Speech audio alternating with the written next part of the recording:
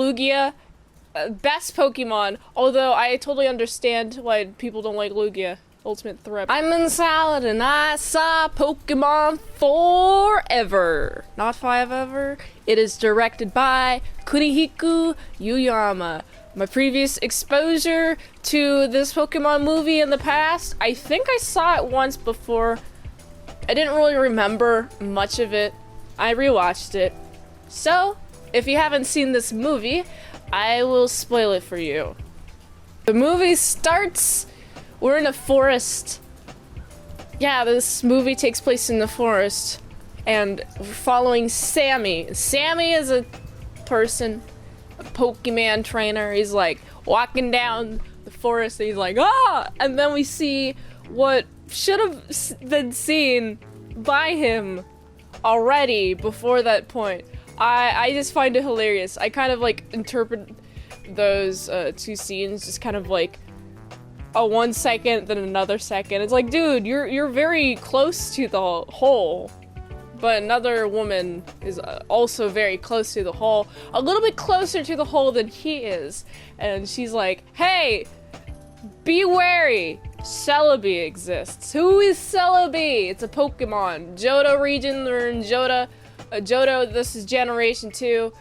If you don't know anything about Pokemon, Gen 1 takes place in Kanto, and then Johto is Gen 2. So that's the context we have here. Coolest Pokemon alive, Lugia. Best Pokemon, although I totally understand why people don't like Lugia. Ultimate threat, but that's a different video. This isn't this video. This video is talking about Celebi, and Celebi is being chased by a Pokemon hunter once Sammy enters the hole. Sammy notices this. He's like, wow, Celebi!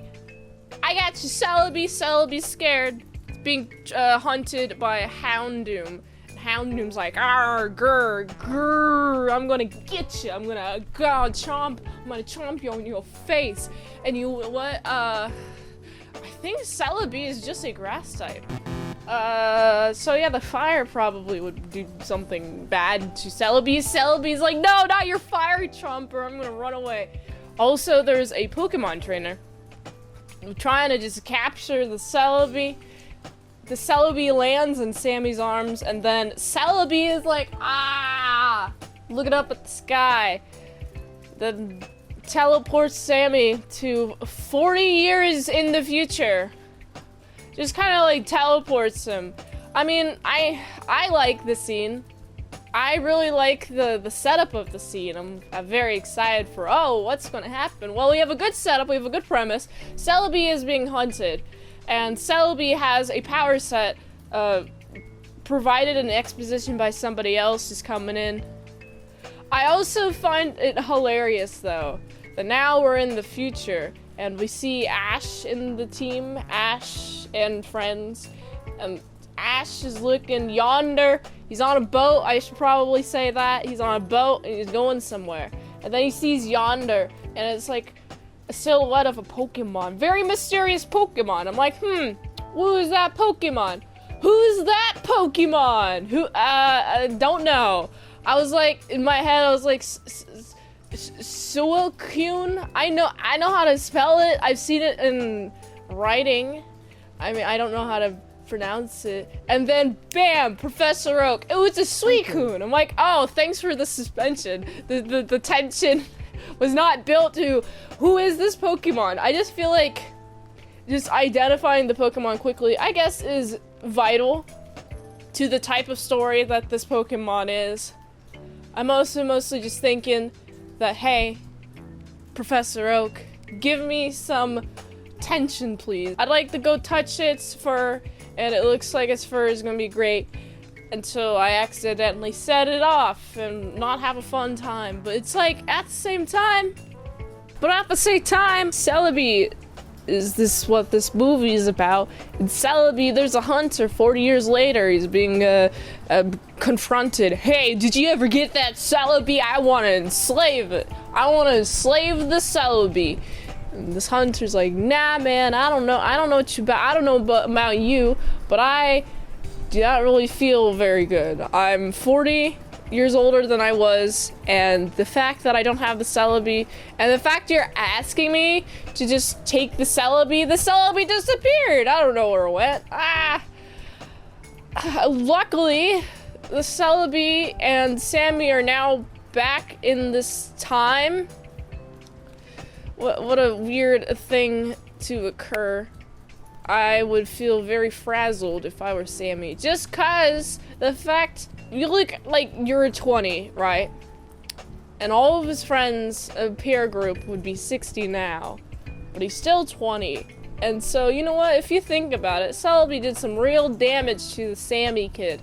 But I digress. There's some hunters. The hunter is demonstrating his dark ball powers. You can throw the dark ball at Pokemon, and the Pokemon turns evil. Like, he even says it right in the film. And throws a Pokeball at Tyranitar, and now the Tyranitar is evil and destroys everything. I guess the power levels go up. I think the Tyranitar gets bigger too. I don't really have object permanence. I forgot how big the Tyranitar was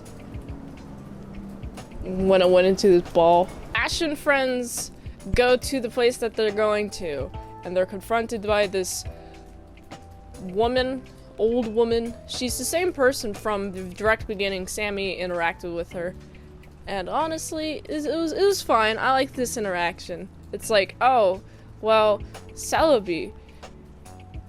Information. Okay, Sammy comes in.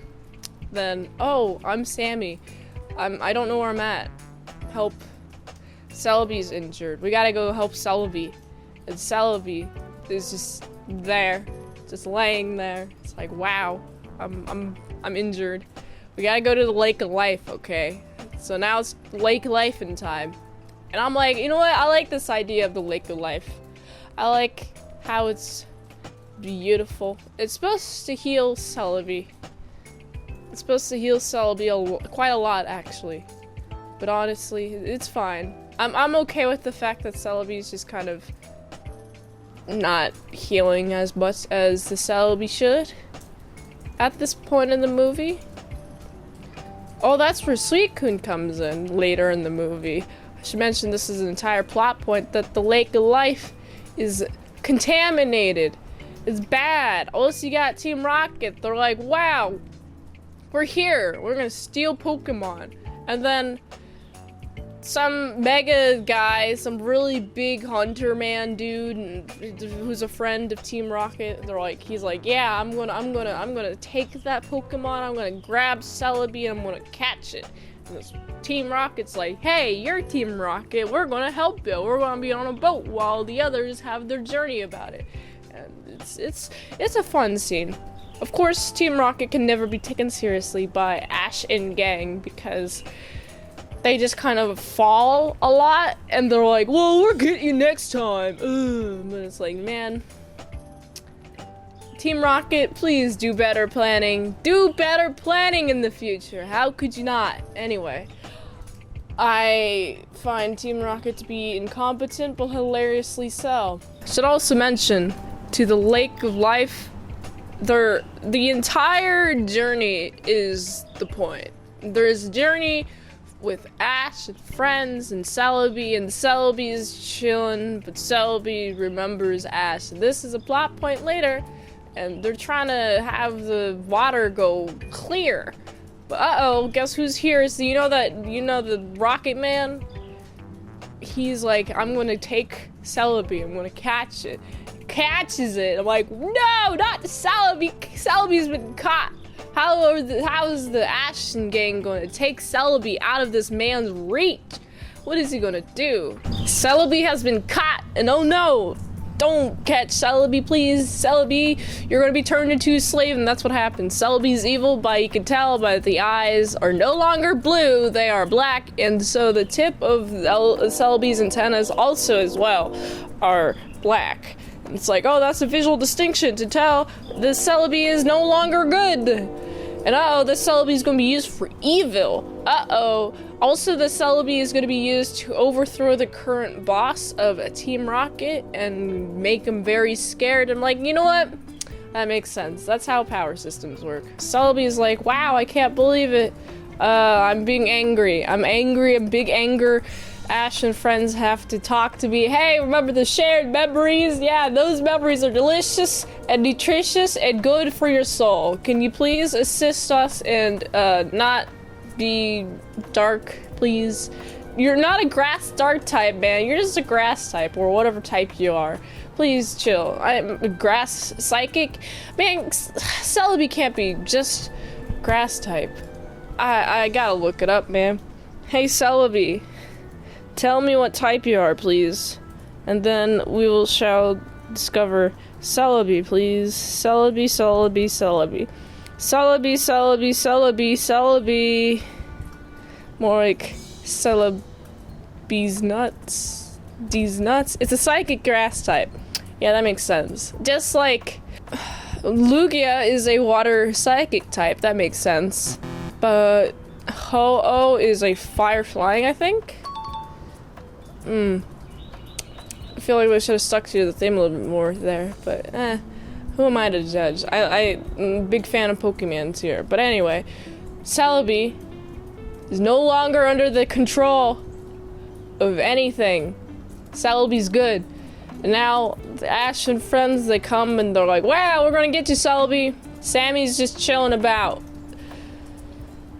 What do we do with Sammy? Honestly, that's what I'm thinking at this point. Sammy, you're 40 years out of your time. Please chill out. Could you please go back to what year you're coming at? Where you're coming from? Sammy, please go to the time that you should be going to. 40 years in the past. Maybe lose some memories. But if you don't, then you're stuck with the memory that you know what 40 years in the future looks like. Have fun with that. Good thing we don't have to think about that, though. Sammy is going back into time with Celebi. That's a good thing because they'll both have the memories of 40 years in the future, and now they're like, wow, we're gonna reunite with you, Ash and friends. We're totally gonna do that. And I'm like, no, I don't think so. How are you gonna do that? How are you gonna reunite with him? Is there any way you're gonna be able to contact Ash and friends? And why would you? You got 40 years. I don't know if they would. Friends would be friends. They would be friends. I'm not sure. I don't know if they would be friends. I think Sammy would be like 50 years old at this point, and Ash and friends would be like 10. And it's like, okay, have fun with that. Also, lesson from Professor Oak: friendship is good and will stand the test of time. But hey, Professor Oak, question please. I have a question for you. What about your friends? Where are your friends at? Did you burn out your friends because you've been working a lot? Or did you burn out your friends because you're a mean person, according to some sources on Professor Oak? And also, I think it's the first episode of Pokemans where you say Professor Oak is mean, and it's like, I mean, I get it. You gotta be the Pokemon professor. You gotta be professing on the Pokemons, and you gotta know all the things about them. But you know what? This is fine. Well, at least we have somebody who knows a lot of things about Pokemon. That's good. I like Pokemon. Thank you, Professor O, for doing good service in this film also as well. And then they have a good old time, and that's how the film ends. Good lesson. Friendship is good. You gotta build on your friendship. You gotta maintain it. You gotta water it like a flower. You gotta add some fertilizer, some good, delicious fertilizer, using your own blood, sweat, and tears. That is the ultimate thing of friendship, according to Professor Oak. He would know because he's an oak tree. Oak trees are massive, don't you know? They get real big. They're like maybe 150 years old. I'm staring at one right now. There's an oak tree over there, right off camera. It's a big old oak tree.